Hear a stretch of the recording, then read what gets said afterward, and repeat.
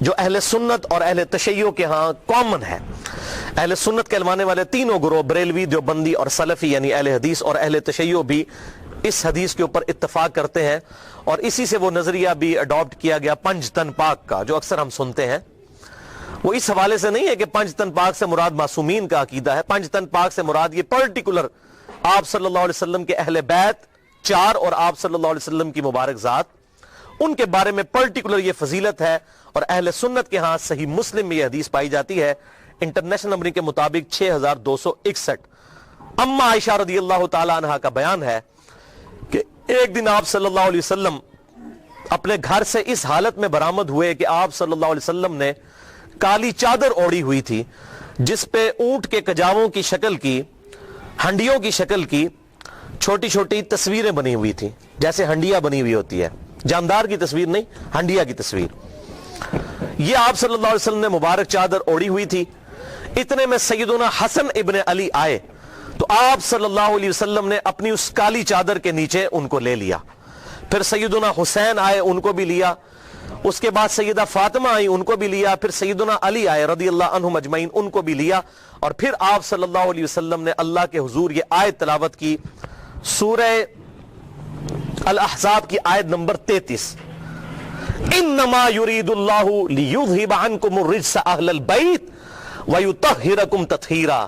بے شک اللہ تو یہ چاہتا ہے اے نبی کے گھر والو تم سے ہر طرح کی ناپاکی دور کر دے اور تمہیں خوب صاف ستھرا کر دے. الحمدللہ یہ آیت مبارکہ آپ صلی اللہ علیہ وسلم نے تلاوت کی. اور اہل بیت میں اعزازی طور پر آپ صلی اللہ علیہ وسلم نے سیدنا علی کو بھی شامل کیا. باقی تو ویسے ہی اہل بیت تھے، سیدہ فاطمہ حضور کی اولاد، حسن و حسین بھی اولاد، لیکن سیدنا علی کو بھی شامل کیا. آپ صلی اللہ علیہ وسلم کی ازواج مطہرات بھی، بیویاں بھی اہل بیت ہیں، اور آپ صلی اللہ علیہ وسلم نے پروٹوکول کے طور پر سیدنا علی کو بھی اہل بیت میں شامل کیا. حسن حسین اور سیدہ فاطمہ تو پہلے ہی اس میں شامل ہیں، آپ صلی اللہ علیہ وسلم کی اولاد ہے الحمدللہ. دوسری حدیث صحیح مسلم میں انٹرنیشنل نمبرنگ کے مطابق 6220 نمبر ہے کہ سیدنا سعد ابن ابی وقاص رضی اللہ تعالیٰ عنہ کا بیان ہے کہ جب آیت مباہلہ نازل ہوئی، نجران کے عیسائیوں کے ساتھ آپ صلی اللہ علیہ وسلم کی ڈیبیٹ ہوئی، اور ایز اے لاسٹ ریزلٹ آپ صلی اللہ علیہ وسلم نے ان کو مباہلے کا چیلنج دیا، اور اس کا ذکر سورہ آل عمران کی آیت نمبر 61 میں موجود ہے. فَقُلْ تَعَالَوْا نَدْعُوا أَبْنَاءَنَا وَأَبْنَاءَكُمْ. اے محبوب صلی اللہ علیہ وسلم اب ان کو ایز اے لاسٹ ریزارٹ ارشاد فرمائے کہ تم اپنے بیٹوں کو لے آؤ، ہم بھی اپنے بیٹوں کو لے آتے ہیں، تم بھی اپنی عورتوں کو لے آؤ، ہم بھی اپنی عورتوں کو لے آتے ہیں، اور تم خود بھی آ جاؤ اے عیسائیوں اور ہم خود بھی آ جاتے ہیں.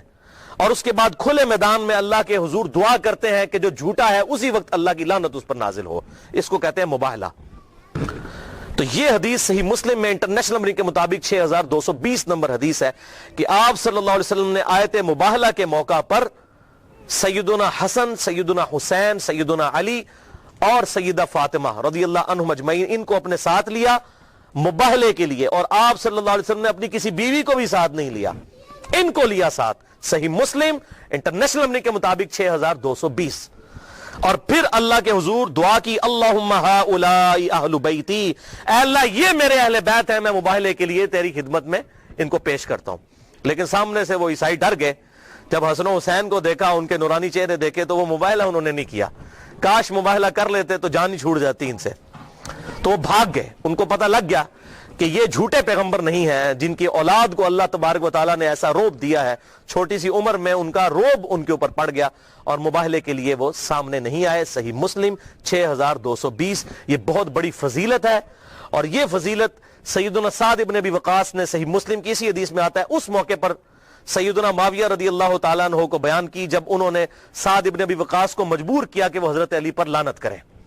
تو انہوں نے کہا نہیں معاویہ، میں نے رسول اللہ سے 3 باتیں ایسی سنی ہیں علی کے بارے میں، ایک بھی مجھے مل جاتی حالانکہ میں جنتی ہوں تو میرے لیے دنیا اور جو کچھ ہے اس سے بڑھ کر عزیز ہوتا مجھے. اس میں ایک بات یہ تھی. دوسری انہوں نے کہا غزوہ خیبر کے موقع پر آپ صلی اللہ علیہ وسلم نے فرمایا تھا کل اس شخص کے ہاتھ میں جھنڈا دوں گا جو اللہ اور اس کے رسول سے محبت کرتا ہے، اللہ اور اس کا رسول اس سے محبت کرتے ہیں. ہمیں پوری رات نیند نہیں آئی اور آپ صلی اللہ علیہ وسلم نے سیدنا علی کو جھنڈا دیا. اور صحیح مسلم میں یہاں تک ہے کہ حضرت عمر کہتے ہیں مجھے پوری زندگی علی پر رشک رہے گا کہ وہ جھنڈا علی کو ملا اور مجھے نہیں ملا. یہ صحیح حدیث صحیح مسلم میں ہے.